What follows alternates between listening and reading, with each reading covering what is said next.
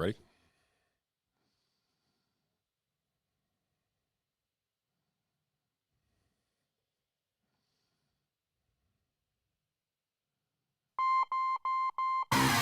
Welcome to Sports, Clicks, and Politics with your hosts, Ben Hussong and me, Shawn Hannon.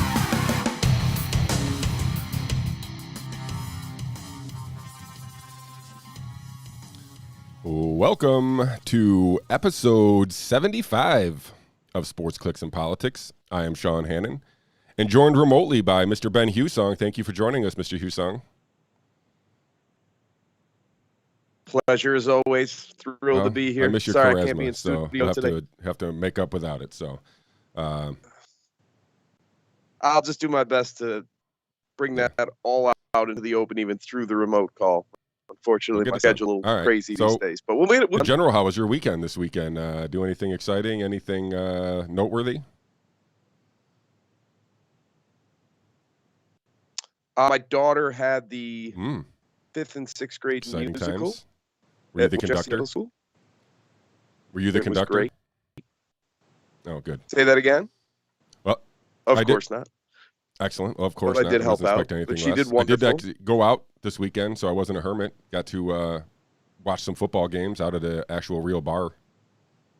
That was exciting for me. Had some beers. Wow. Well, had to watch my fantasy team with Aaron Rodgers, Devontae Adams, Marquez Vandell-Scantling, whatever his name is, and Justin Jefferson, all on the same team. Did quite well. Thank you very much. Yeah, all under 5%. Well, Devontae Adams was 16%. This is DraftKings in my tournament. They were all under 5% owned, so I killed it. But yeah, it was a good week. Yeah, it was fun. Not bad. I don't know. Should we talk a little bit about the NFL? I didn't stay up and watch my Steelers. I guess they lost, but I didn't stay up and watch that. You? Did you make it up to the end of the night to watch the end of the NFL Week 11? Well, it's not that sad.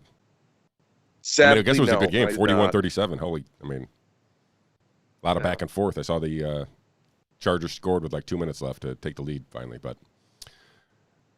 yeah, I didn't watch much of the other football games because I was mesmerized by the Vikings-Packers game because I had so much money at stake. So I don't really have any hot takes for the rest of the league. I saw your Bills won. Oh, yeah. No, they didn't. Jonathan Taylor, 5 touchdowns. I didn't have that guy on my fantasy team. Somehow I still won. That's amazing, just for the record. Jonathan Taylor basically just ran through the Bills like they were not present. Yeah, it was a bad it's not day. as bad as losing the Steelers, I guess. So the Colts are probably a playoff team. They seem like it anyway.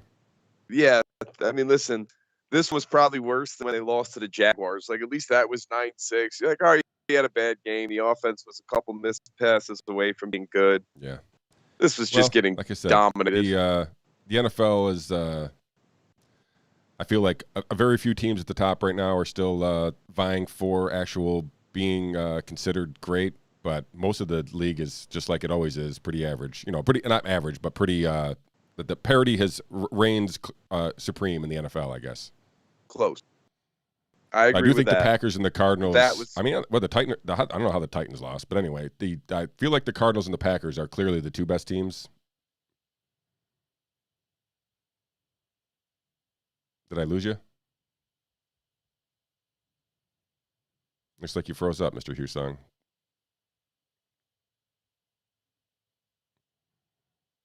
Well, this is bad show time. So, let's move on away from NFL Week 11 since it was a less lackluster week for both of our teams and the rest of the league in general. So, we did get some sports and crypto news.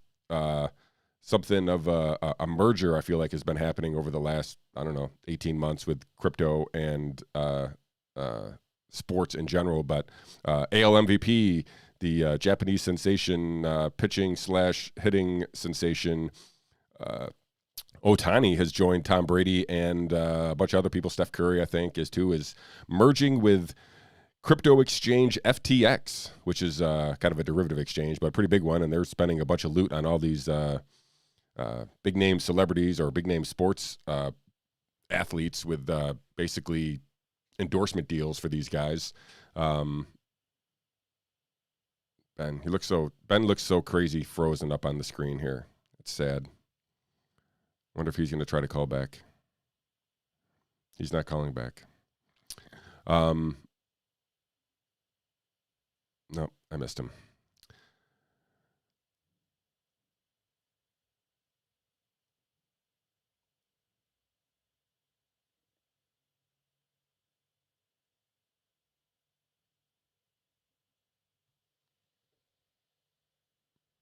All right, let's do it this way.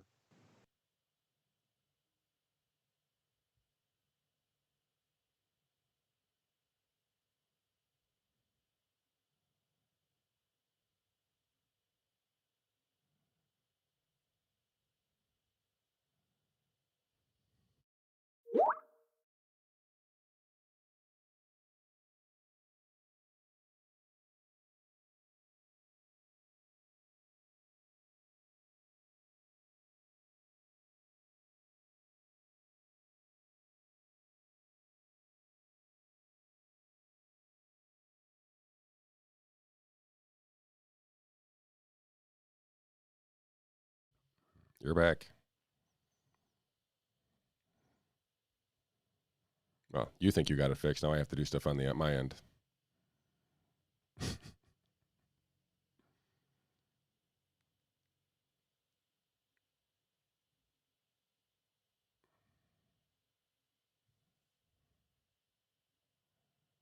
It's all right.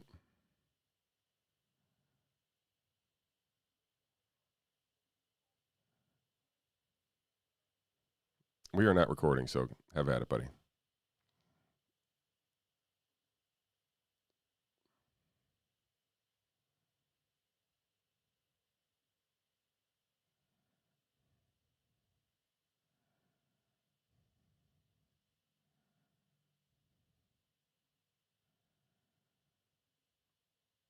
All right, go back to your screen so I can see your face. I know where you're at.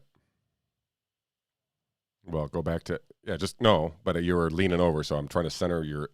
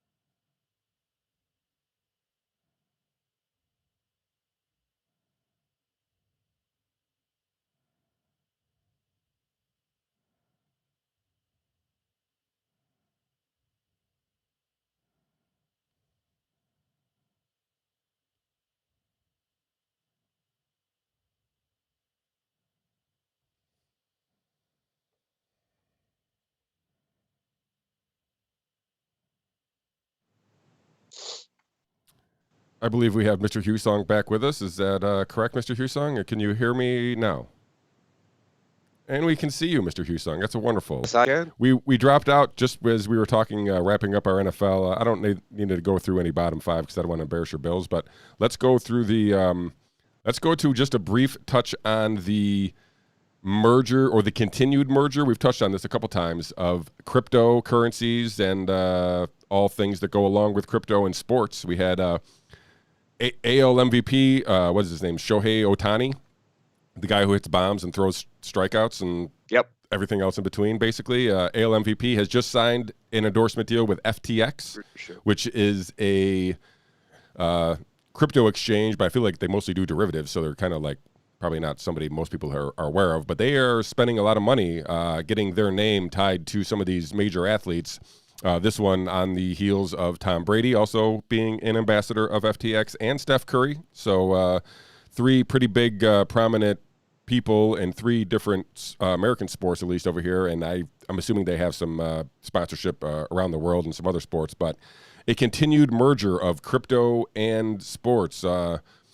We've talked about this. We think it's a good thing. Other than just giving credibility or notoriety both to crypto, these athletes are also getting paid in crypto. So it's creating some value just by them being able to take it and own it, I guess. No? I agree, and I think that not legitimizes is probably the wrong word, but further legitimizes cryptocurrency as a medium of currency. And I think, we always know Joe Biden and Donald Trump are both pretty opposed to cryptocurrency. They're on one side of something. Your girl Hillary was speaking recently. She came out about the same thing, right? So like, hey, this is gonna destabilize nations. That's what I was just gonna say. Hillary Clinton came out. We can only hope. I mean, now you need Hillary and Donald Trump and Joe Biden all on one side of you. Like, God, like I wasn't sold before. Let's give me all the crypto. Yeah. I don't even want US dollars I don't know anymore. Jeez. Hillary must be looking out for the CIA because, if Bitcoin started destabilizing nations all over the world, what the hell would they have to do? So, yeah. But yeah, so I don't know. This is we've seen this. They've done a bunch of naming rights for sports complexes, not only just these individual and brand ambassadors, if you will, but there's definitely a merging. Now, who knows? Pet.com was probably going to be a naming rights for somebody too, and obviously that was a part of the .com bubble that burst there. So I'm not calling this a bubble, but nothing is forever. I mean, we have a Carrier Dome right here in Syracuse, and it's neither a dome nor Carrier here in Syracuse anymore. So naming rights can be a little tricky, and it doesn't necessarily grant legitimacy. But it's interesting and just noteworthy that I feel like there's this clearly a conscious effort to move athletes and crypto together. So I don't know. Another story for that bucket, I guess. Yeah. Keeping it going, we're going to talk about the Rittenhouse trial at the end of the show here, but another trial, Mr. Hussong, that you might be aware of, Ghislaine Maxwell. Did I say her name right? Ghislaine? Is that, yeah, I didn't, but that's okay. I believe you said it right. Her trial is set to start a week from today, Monday, November 29th. They were been doing, I believe, like jury selection started maybe even last week. So there's been some sightings of Miss Maxwell in the public here. So she is still alive. So everybody says in the news anyway. So, I haven't seen any video. Unlike the Rittenhouse trial, federal trials do not allow video cameras in there. So that's why we get all these crazy sketch artist drawings of nonsense that's going on in the courts there. But I will be paying attention to this trial. I will keep Mr. Hussong informed as this things gets going. But I would expect everybody here in this our audience to pay attention to this as this comes next week.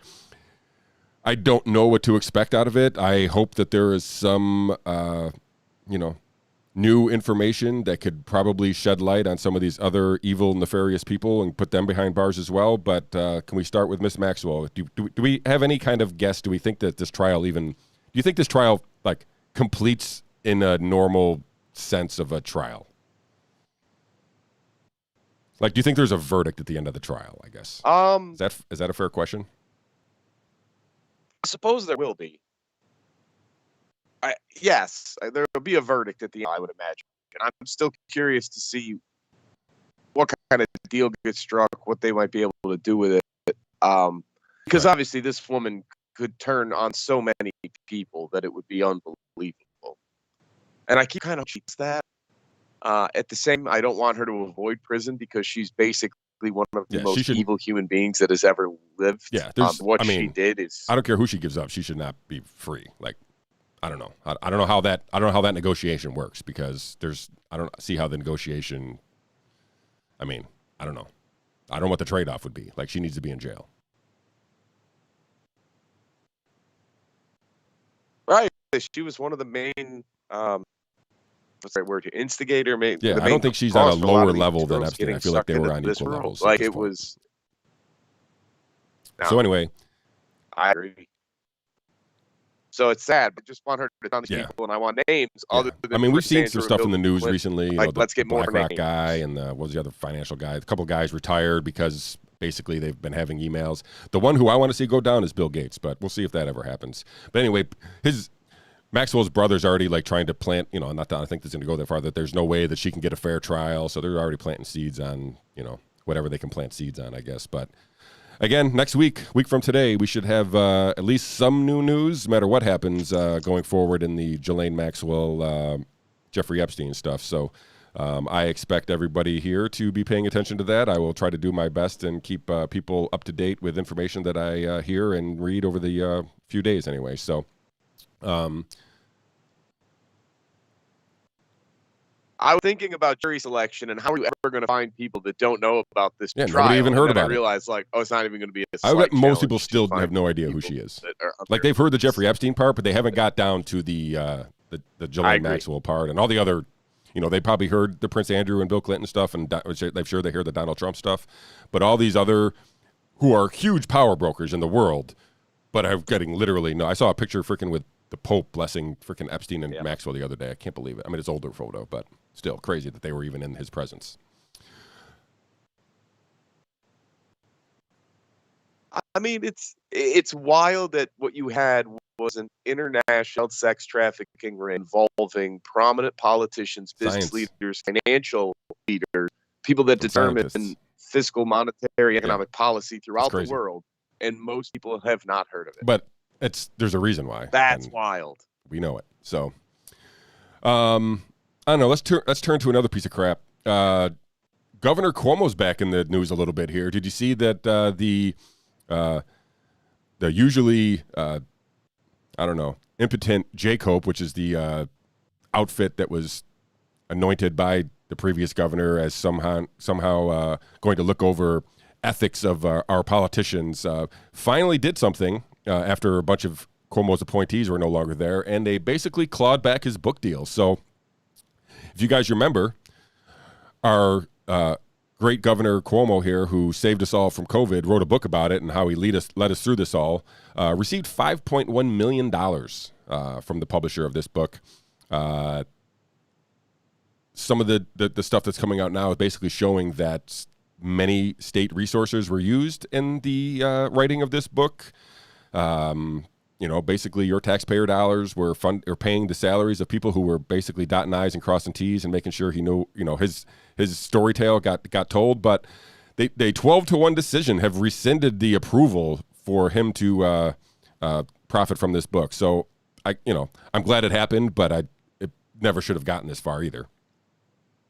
It's amazing that he got as far as he did. Like, I can't believe this was ever approved. And I love the fact that he was supposed to collect literally like $123 per book sold is what the math ended up being. And they charged like $15 for the book. That was how wrong they got that advance.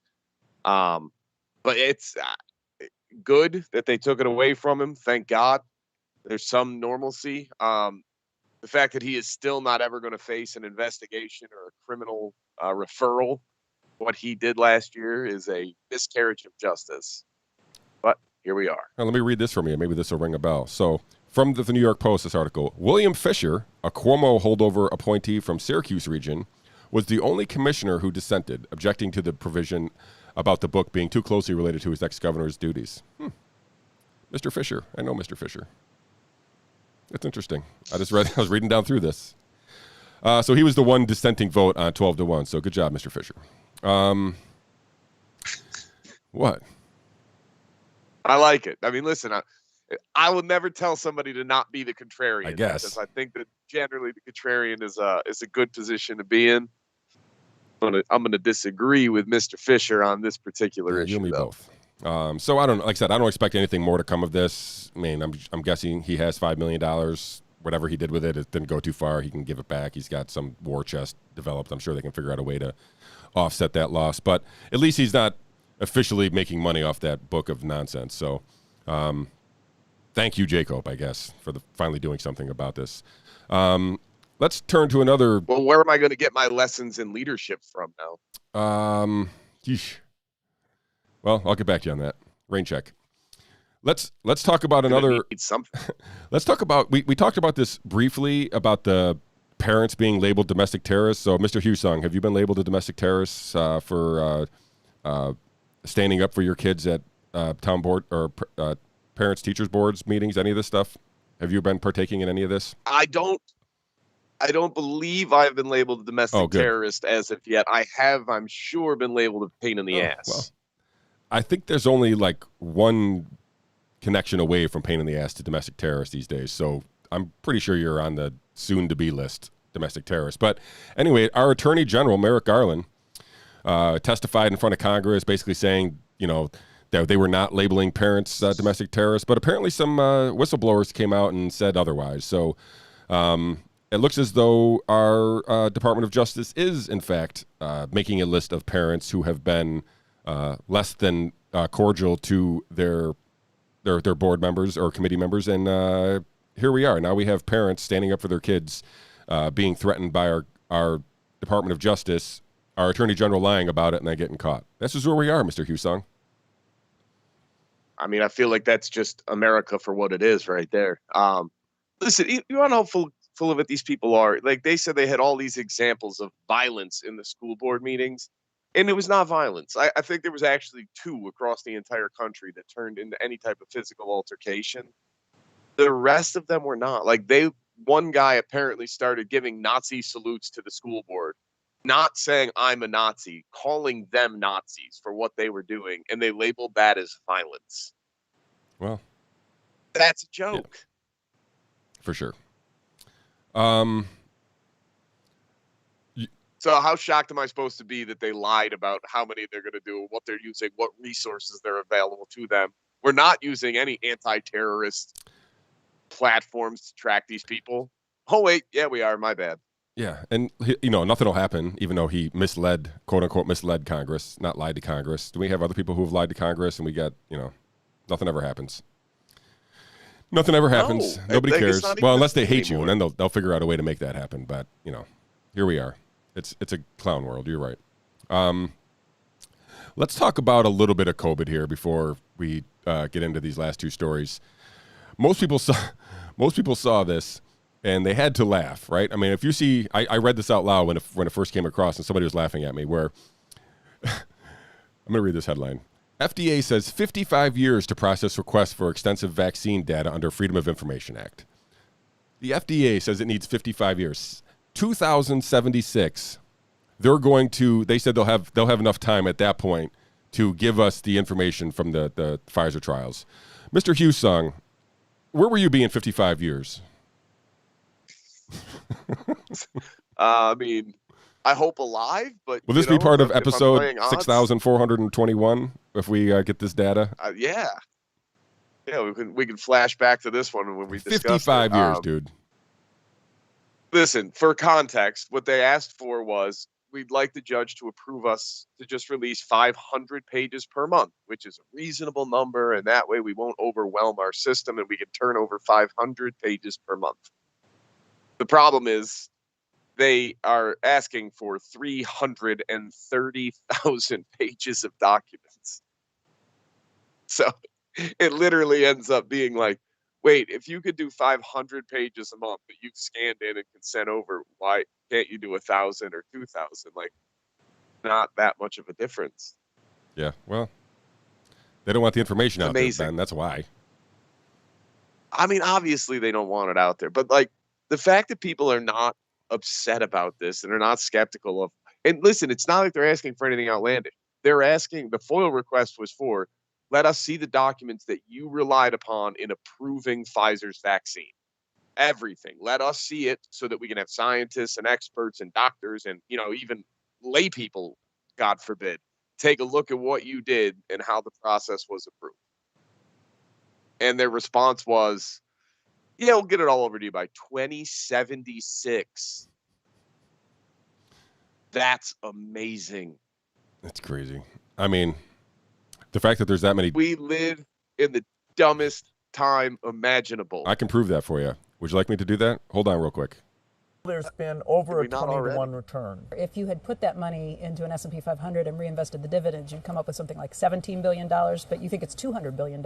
Here, yeah. You're okay. You're not going to get COVID if you have these vaccinations. These vaccines are highly, highly effective. Vaccinated people do not carry the virus, don't get sick. They're really, really good against variants. Everyone who takes the vaccine is not just protecting themselves, but reducing their transmission to other people and allowing society to get back to normal. Get your first shot, and when you're due for your second, get your second shot. A key goal is to stop the transmission, to get the immunity levels up so that you get almost no infection going on whatsoever. When people are vaccinated, they can feel safe that they are not going to get infected.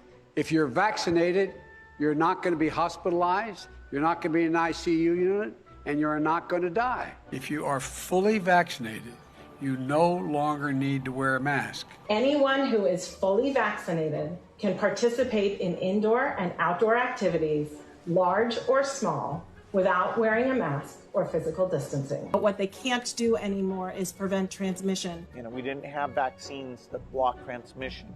We got vaccines that help you with your health, but they only slightly reduce the transmissions. We need a new way of doing the vaccine. The level of virus in the nasopharynx of a person who's vaccinated and infected is the same level as the level of virus in the nasopharynx of an unvaccinated person. Reports from our international colleagues, including Israel, suggest increased risk of severe disease amongst those vaccinated early. And if you look at Israel, which has always been a month to a month and a half ahead of us, they are seeing a waning of immunity, not only against infection, but against hospitalizations and to some extent death. The booster might actually be an essential part of the primary regimen that people should have. The plan is for every adult to get a booster shot. Clearly one of the best investments I've ever been involved in. There you have it, Mr. Hussong. One of the best investments he's ever been involved in. Shocker. And thank God, because if anybody needs the money, it's Bill Gates. Criminal. Anyway, I thought I'm glad you sent that over to me. I did see it there, and then I was like, oh, that'll be a good thing to play during the next COVID segment. So thank you again for sending that over. But, yeah, so I don't know. It's just part of the Clown World show that we've been part of and are continuing to be a part of, I guess. So here we are.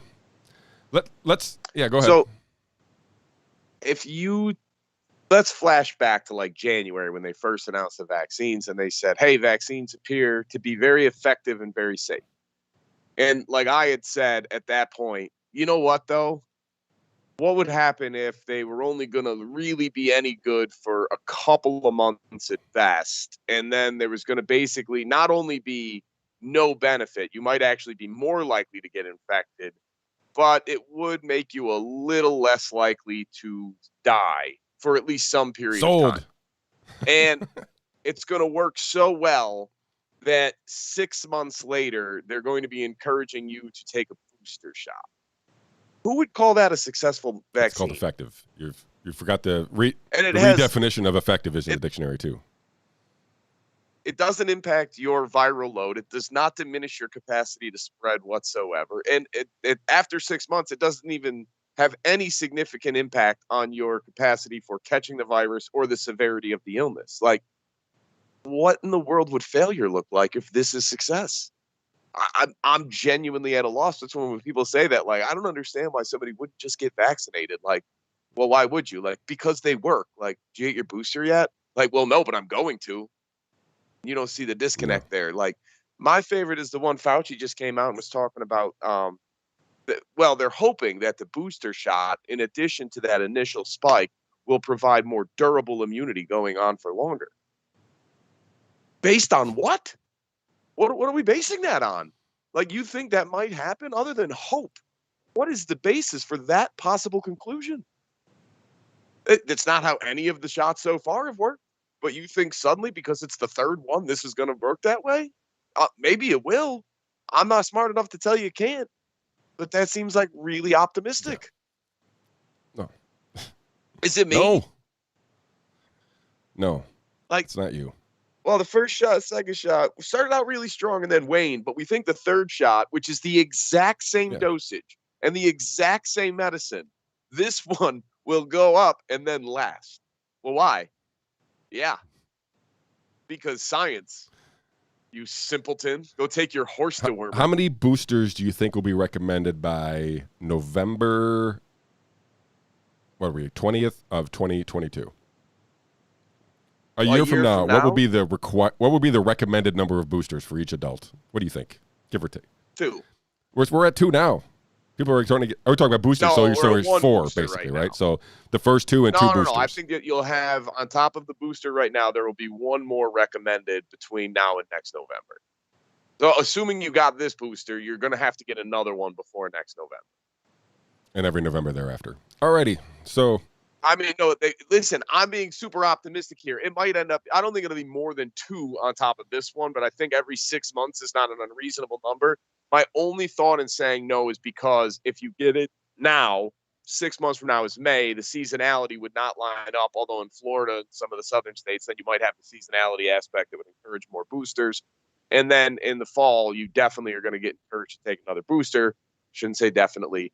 My rudimentary understanding and hypothesis on the idea that just because it's the third shot, giving the exact same dosage and the exact same mRNA, that it's not going to behave differently just because it's the third time. I think you're going to have at least 1 or 2 more. Now, this goes back to our topic from last week on the problem with mRNA and the reason they got out of vaccines, or Tuesday, they got out of drug treatments and went to vaccines, was the idea that you only wanted to give this to somebody once, and that would reduce the toxicity problems. So if we're supposed to get mRNA boosters every 6 months, that seems bad. Yeah. That seems like maybe not ideal. Yeah, I'm with you. To read I got the quote right here, so I'm going to read it again. This is from Catalin Carrico, VP of BioNTech in 2016. I would say that mRNA is better suited for diseases where treatment for short duration is sufficiently curative, so the toxicities caused by delivery materials are less likely to occur. Right. And those delivery materials are those nanolipid particles, right? Lipid nanoparticles. Yeah. Oh, my God. There was a great thing floating around on Twitter where they were like, you want to know how long this has been going on? It started in the 60s. It started this. They developed all this. And they said, so why were they suddenly able to get past all the problems? And the response was, well, the COVID virus brought on a whole new level of funding that allowed the scientists to finally work it out. And I burst out laughing. Moderna went public in 2018 to $6 billion of valuation. And they didn't have the money until 2020 to figure this out. Yet you're going to say it was the funding? This company raised billions. It was by 2016, they had raised $1.65 billion. More than that. That's at a minimum, without revealing data from a single clinical trial. But you're going to tell me that the reason they solved this problem miraculously in 2020 is funding? How do I have to be to buy this? Part of Jeffrey Epstein's estate, and they got some kickback from there, and then there's the money came from. It's crazy town. Oh my Mr. God. Hussong, let's switch gears a little bit. Yes. Well, a lot of it, I guess, but let's retouch on this Project Veritas stuff that's been going on here. Since we talked last week, they had raided James O'Keefe's house, I think the day before, or maybe 2 days before. So it was early when we talked about this last week, and some new stuff has come out since then. But let's do a little bit of a timeline recap, I guess. So I feel like the raid happened January 11/6, 11/5, something like that, was when they raided James O'Keefe's house. And two other reporters of former employees of Project Veritas. They seized phones and computers from James O'Keefe for sure. And the information that was on those phones and computers ended up in a New York Times article on November 11th. Crazy, right? Some of the things that they talked about in that article, it says internal documents obtained by New York Times reveal the reveal the extent to which its lawyers gauge how far its deceptive reporting practices can go before a foul of federal laws. So the internal documents, these are Project Veritas's internal documents that now New York Times is in possession of via the FBI, basically say that Project Veritas has been consulting with their lawyers to see what's legal and what's not legal before they start reporting. Seems pretty mundane to be I would assume that most publications, media sources or whatever are consulting lawyers about what they can and cannot do. In this article, there's no indication that Project Veritas violated any laws. They basically were trying to figure out what was legal, how they could report on what they wanted to report on by doing it within the legal framework of the country, right? So New York Times basically outing Project Veritas as being a responsible journalistic outlet by basically not reporting things that they could not validate, and which is what they did with these Ashley Biden's diary. They didn't publish this. They basically gave it back to the FBI, and then 2 weeks later, or I guess it wasn't 2 weeks, it was this happened last year, but the 2 weeks after Project Veritas and New York Times, actually New York Times is being sued by Project Veritas. We should probably throw that in there, some background for defamation. They have moved through a couple court dates with that defamation trial, and Project Veritas is still in good standing there. So it's hard for me not to think that the FBI and the New York Times worked together to basically try to, I would say, take down Project Veritas, but try to basically smear them in the light of public opinion for sure, because none of the rest of the article basically says they did anything wrong. They basically said they did everything by the book. They were just trying to figure out what was within the legal framework to do, and they did it. And I feel like New York Times, because they're just shit, that basically, I'm sure they have lawyers that they consult with too, but since they're not good at it, Project Veritas is good at it, they figured they would just try to take them out by basically using nefarious tactics of the FBI, basically raiding their house over a private citizen's diary being stolen, which seems a crazy thing for the FBI to be investigating in begin with. So I don't know. Do you have any, the judge has, I'll go quickly, judge has stopped New York Times from reporting on the Project Veritas case. So there's something going on there where Project Veritas basically filed an injunction or something with a court, and the judge agreed, and New York Times is no longer allowed to publish any of the contents from that raid. So there's a bunch of stuff going on here, but none of it smells good. I mean, it's like confirmation of what you worry is true about media and federal law enforcement agencies. Like I said, the FBI needs to be disbanded. Good. We said this last week. It's not good at all. I mean, this is literally the state and the press working together against dissidents. I mean, it's crazy. It's really, really bad. Yeah, it's wild.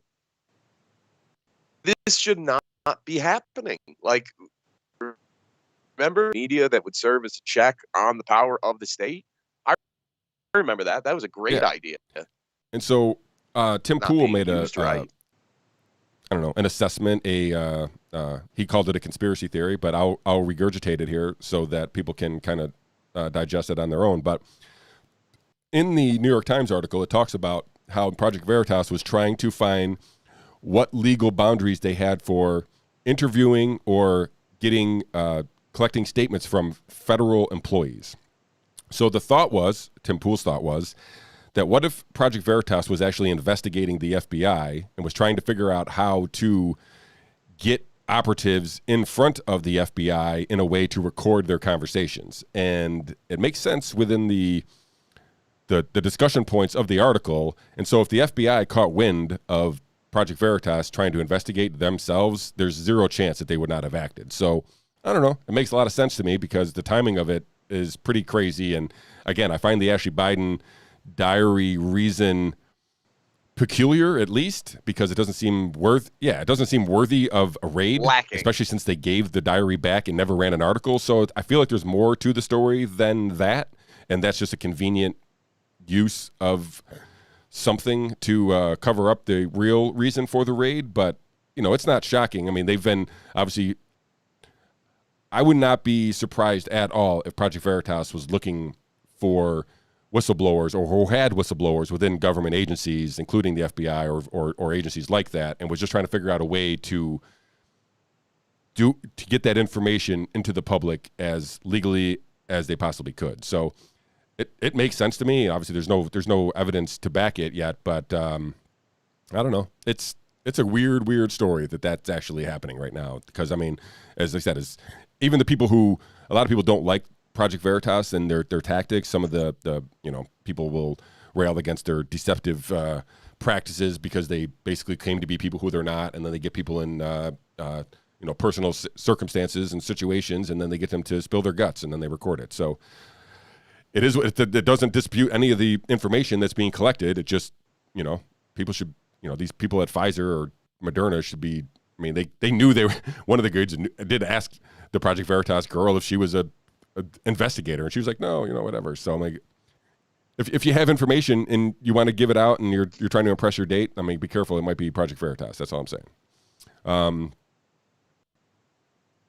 Or just shut up anyway, because that's your job. Right. Either way. But anyway, so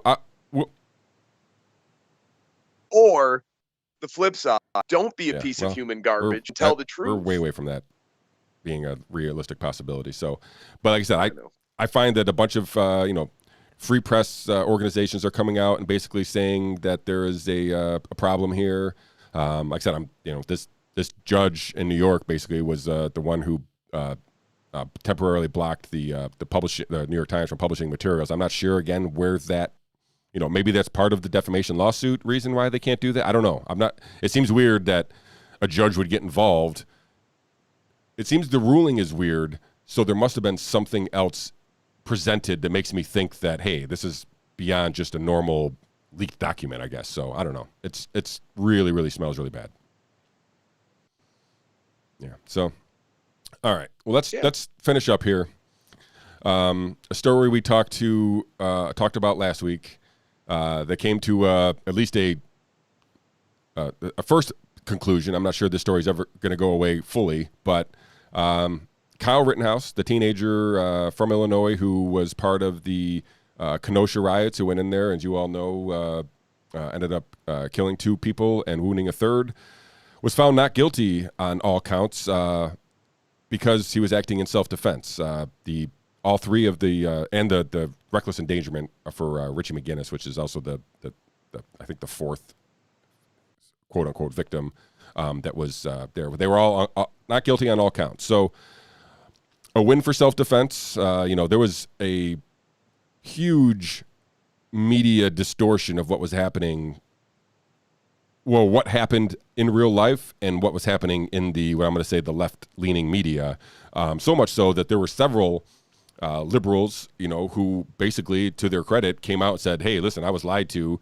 I was under the impression that Kyle Rittenhouse shot 3 black dudes and that, he went there to cause problems. When, if anybody watched the trial for any length of time, if you just watched Rittenhouse's testimony and the one survivor of the one of the great Gabe Grosskreutz, whatever his name was there, the guy who got his hand blown off. If you listen to just their 2 testimonies, you would come away with completely different version of it. You would know what was happening, right? I mean, there was no confusion after watching the testimony. Everybody could see what was there. So I wasn't surprised. I mean, listen, I was very thankful and grateful that the verdict came down the way it did after seeing the testimony and seeing some of this video. It looked like the kid was under attack.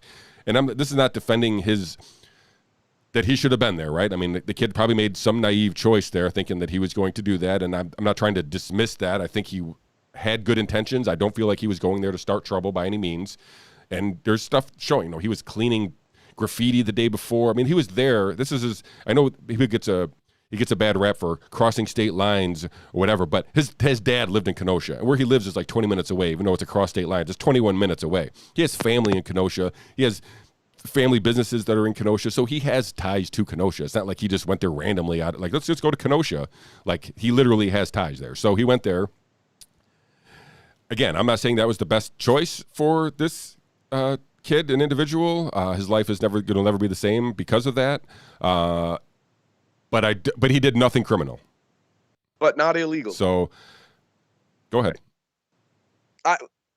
I can't believe that charges were even brought in this case, other than That's the only political reason. environment that we're in.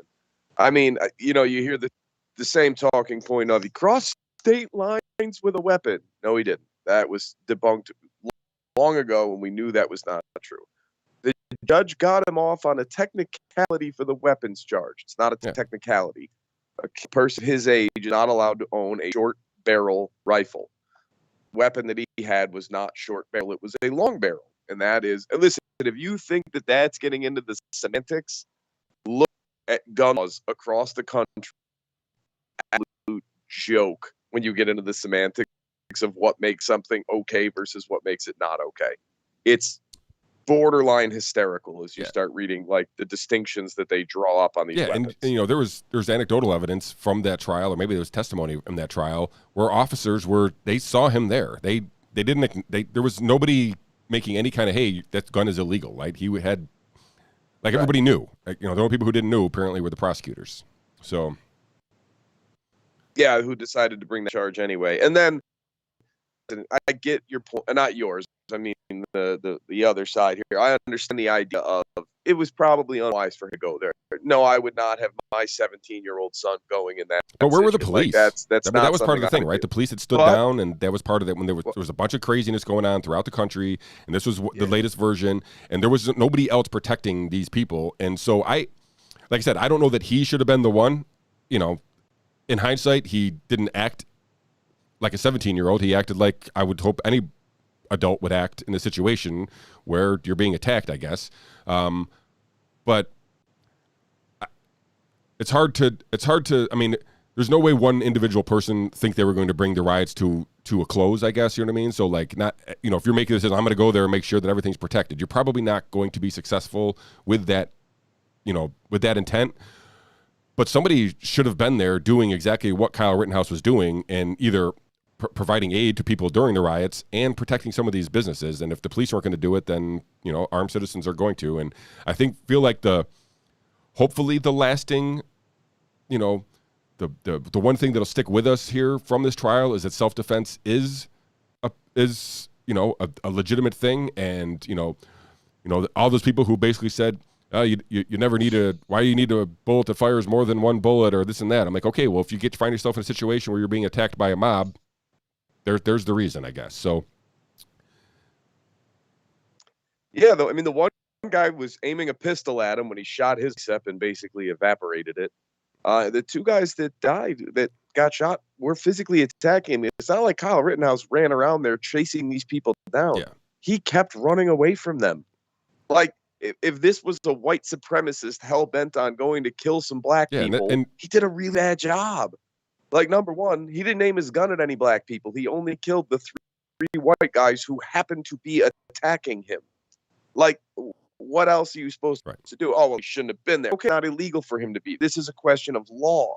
Well, if you have a gun, you lose I was scared. No, you don't. Yeah, tell that to a rape victim. Somebody's trying to tell that to somebody who's being attacked. Like, oh, you're not allowed to shoot. You just got to let it go. Right. Like, get the hell out of here. And like I said, and there's so all three of these were completely, I say different. There was different circumstances surrounding each one of these deaths. So the first one, Rosenbaum, that dude is a piece of trash.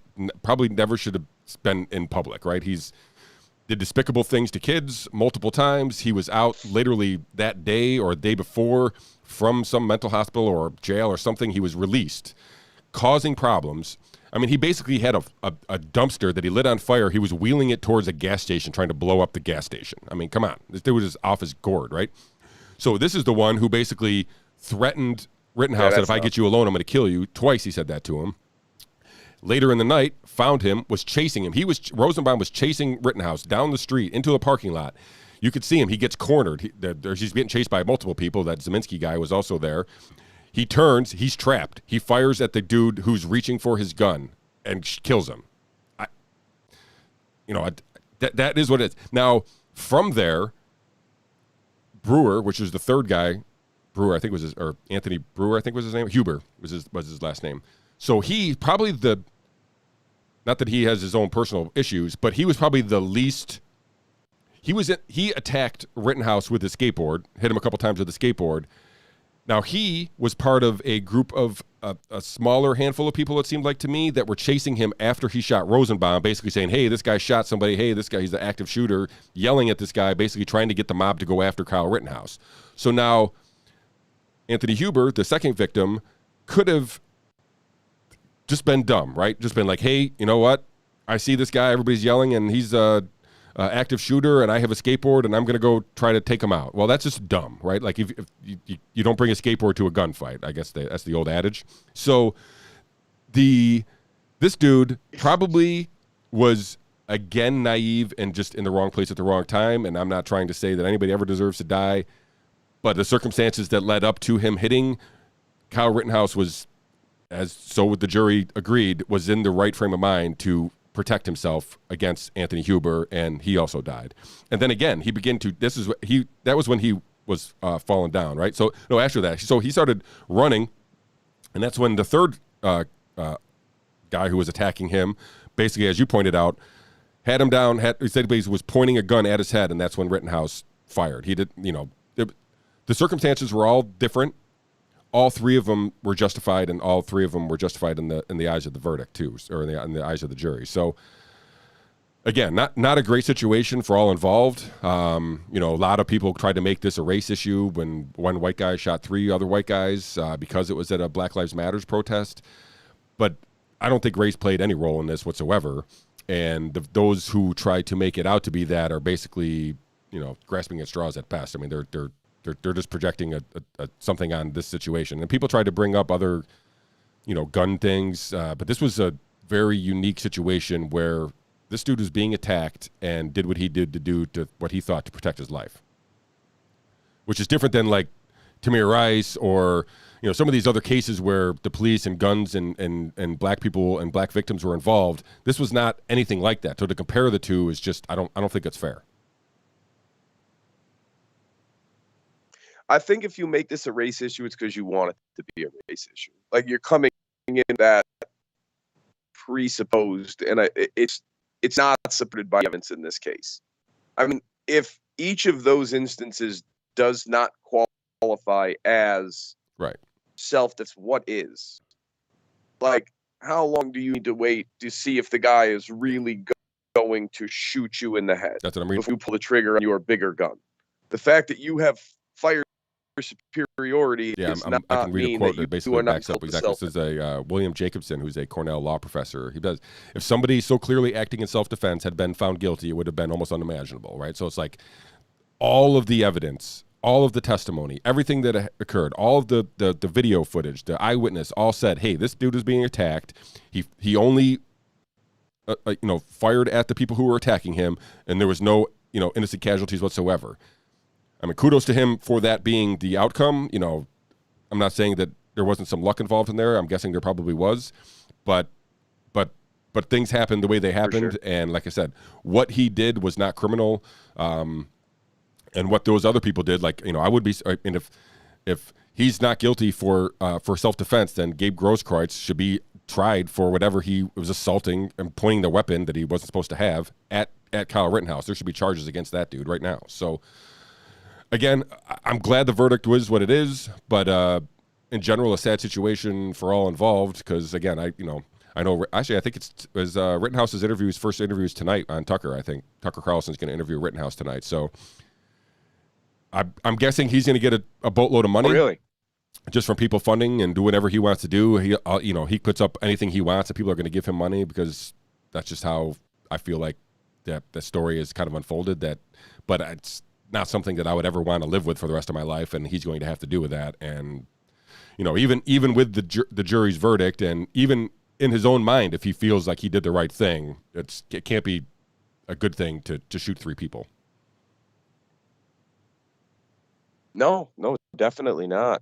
And I think that, if he decides to sue CNN and media outlets for calling him a white supremacist that was out to kill black people, he'll probably win, because the reporting was beyond irresponsible. It was so flagrantly biased and trying to like I said, paint the picture was unbelievable.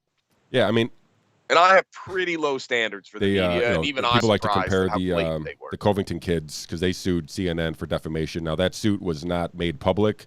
I've heard ranges from 10,000 to 250 million. So who knows how much that dude got, if anything. But there's precedent set though. But I mean, there's definitely I'll bet you more than stuff. 10,000. I mean, there's ways for him to get some kind of retribution, some payment for the trouble that they caused him, because again, his life is never going to be the same.